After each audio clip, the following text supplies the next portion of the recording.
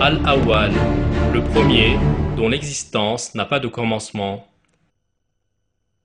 C'est lui le premier et le dernier, l'apparent et le caché, et il est omniscient.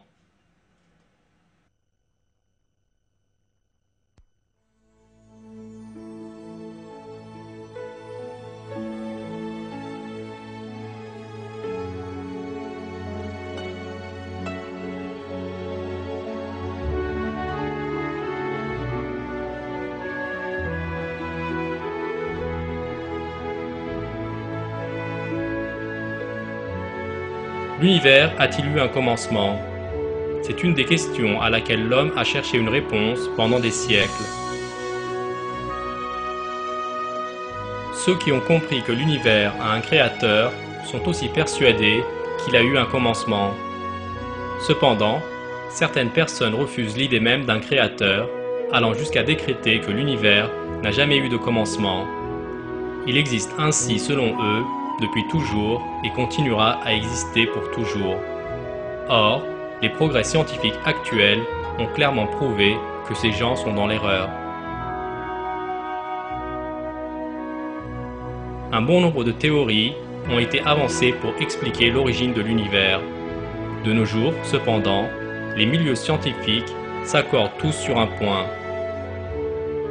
Une découverte scientifique récente a mis en évidence le fait suivant. En 1929, Edwin Hubble a découvert que l'univers était en constante expansion.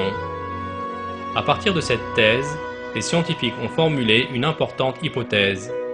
Si le déroulement du temps dans un univers en expansion était inversé, il serait alors possible d'imaginer l'univers entier comme un système rétractile, telle une étoile géante devenant par exemple de plus en plus petite.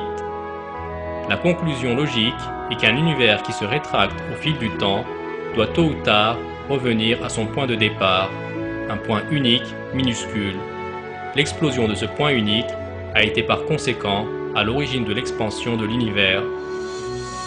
Notre univers a bien eu un commencement, cela veut dire qu'un créateur infiniment puissant l'a créé. Ce créateur est Allah le Tout-Puissant. Il était là avant les créatures, les planètes, les galaxies, l'univers tout entier, et même bien avant la création du temps. Il est en effet le premier dont l'existence n'a pas de commencement.